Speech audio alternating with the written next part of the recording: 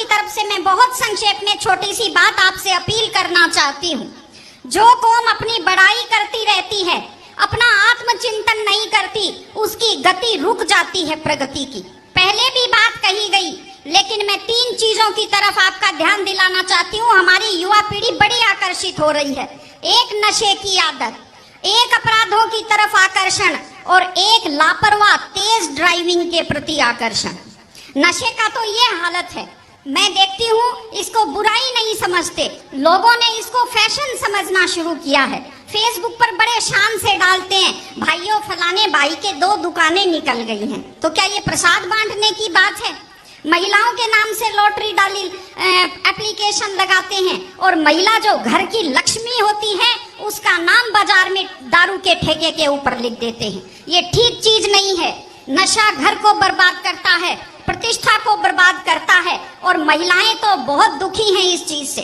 आप कल्पना कीजिए, माँ बाप ये सोचते हैं कि बेटा बड़ा होकर हमारा सहारा बनेगा और वो बेटा दारू के नशे में आंखें तैरती हुई और टल्ले खाता हुआ घर आता है। क्या बीतती होगी माँ बाप के ऊपर। सारे अपराध नशे के कारण होते हैं, सारे एक्सीडेंट नशे के कारण होते हैं। इसलिए इस चीज से दूर रहने की जरूरत है। और मैं आपको साफ साफ कहती हूँ, याद रखिए मेरी बात, आपका युवा का सबसे बड़ा दुश्मन वो है जो आदमी पहली बार आपको ये कहता है पी लो बियर दारू नहीं होती, पी लो, बड़े आदमी भी सारे दारू पीते हैं। वो आपका सबसे बड़ा दुश्मन है। चाय की आदत भी छूटनी मुश्किल हो जाती है। दूसरी चीज अपराध। एक खास चीज जो मैंने देखी बड़ी नकारात्मक, अपनी जाति के अपराधियों का पक्ष लेना शुरू कर दिया है सबने। पितर बना दिया है अपनी जाति के अपराधियों को। ये अपराधी खुद बर्बाद होते हैं और अपने पीछे पूरी युवा पीढ़ी को बर्बाद करते हैं। मैं आपको एक उदाहरण देती हूँ। एक ऐसे शख्स, एक ऐसे खिलाड़ी दिल्ली के, जिन्हें आज मेडल जीते हुए लोगों की गिनती में होना चाहिए था पहलवानी में, अपराध के कारण आज दिल्ली में जेल की सलाखों के पीछे बैठे हैं। ये हमारे लिए दुख की और शर्म की बात है। और तीसरी चीज तेज ड्राइविंग।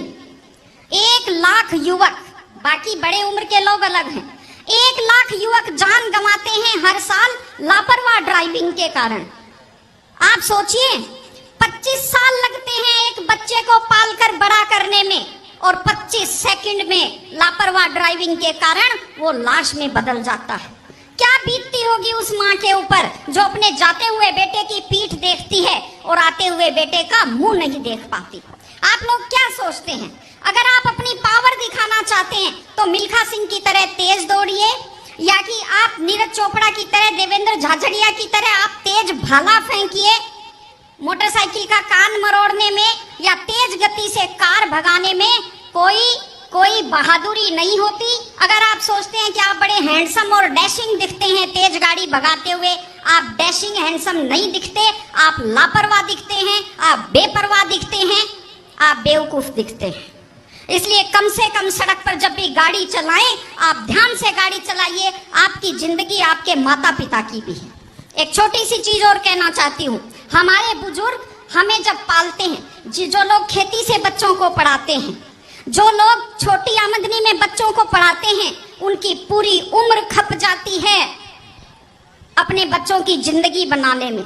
और उसके बाद दुख का विषय है, बड़ा पीड़ादायक सीन मैं कई जगह देखती हूँ कि एक माँ बाप मेहनत करते हुए हाथों में आइटन पड़ जाते हैं, एड़ियां फट जाती हैं, कपड़े मैले फट जाते हैं, और उसके बाद जब बेटे को पढ़ा लिखा कर तैयार करते हैं, उसके बाद पढ़ी लिखी बड़े घर की थोड़ी बेटी आ जाती है तो माँ बाप की तरफ ध्यान नहीं देते। आज हमारे 60-70% घरों में हालत ये है कि बुजुर्गों को रोटी तो मिल रही है लेकिन इज्जत से रोटी नहीं मिल रही।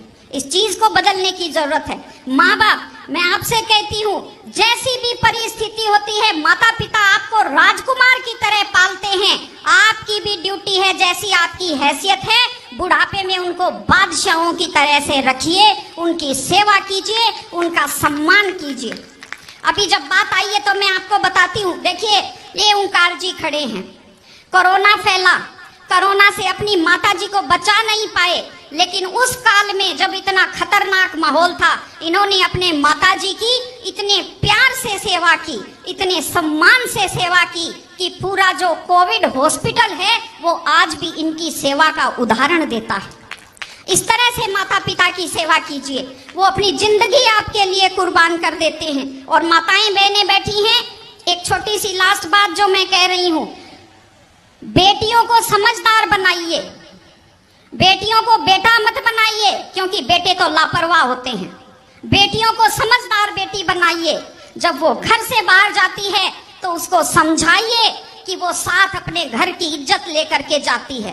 बेटियों को समझाइए कि कैसे लोग मीठी मीठी बातों का जाल लेकर शिकारियों की तरह से घूमते हैं। और अपनी बेटी को संस्कार दीजिए कि वो जिस घर में जाए अपने सास ससुर की सेवा करे। आजकल मैंने नया ट्रेंड देखा है, बेटियां माँ मम्मी की तो बहुत चिंता करती है लेकिन सास की चिंता नहीं करती हैं। ये गलत चीज है। औरत घर की धुरी होती है। अगर वृद्ध लोगों की चिंता नहीं करेंगे तो हमारे वृद्ध लोगों को सुरक्षा कैसे मिलेगी, उन्हें सम्मान कैसे मिलेगा, इनकी जिंदगी खुश कैसे होगी।